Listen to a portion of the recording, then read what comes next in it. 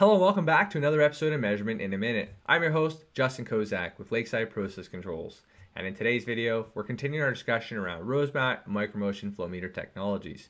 More specifically, we're talking about entrained air and how it impacts flow measurements.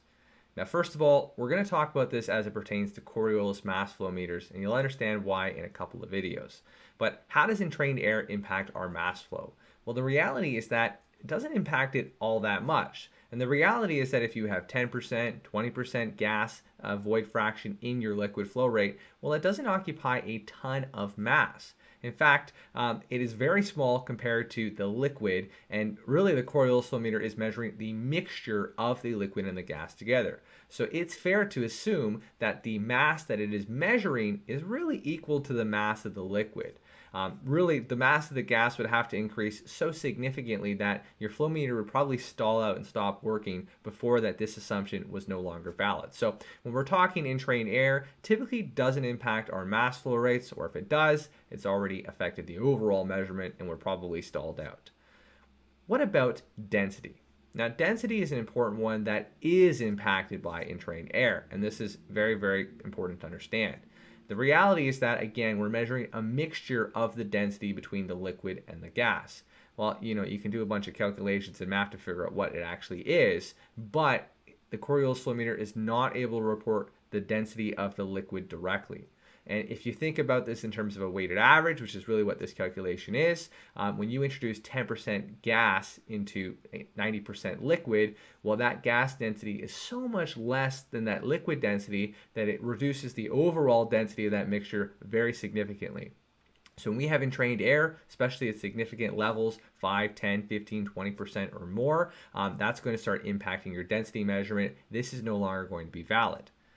Now, like I mentioned in previous videos, volumetric flow rate is a calculated variable, and if we see any impact to mass flow or density, we see an impact in volume, and that's exactly the case here.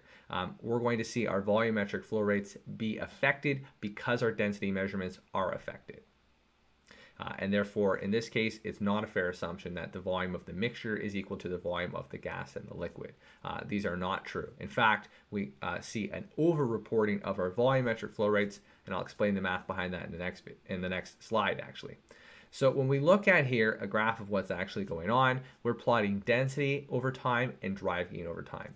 Now, drive gain is how hard our Coriolis is working to stay at that natural resonant frequency despite changes in flow rates.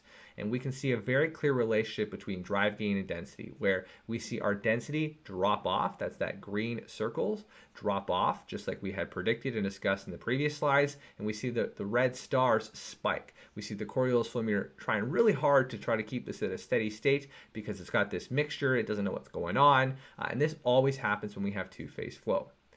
The other thing that I mentioned is that we see an impact of volumetric flow rates. Now, why is that the case? If we look at mass divided by density and this density term drops, this means that this volumetric term increases or is over-reported. Therefore, we're going to see measurement issues on the density side and the volumetric flow side, but we're not going to see issues with mass flow rate. Should you have any questions with Micromotion's Coriolis flow meters or any other of our products, please reach out to us at www.lakesidecontrols.com. Thanks and have a great day.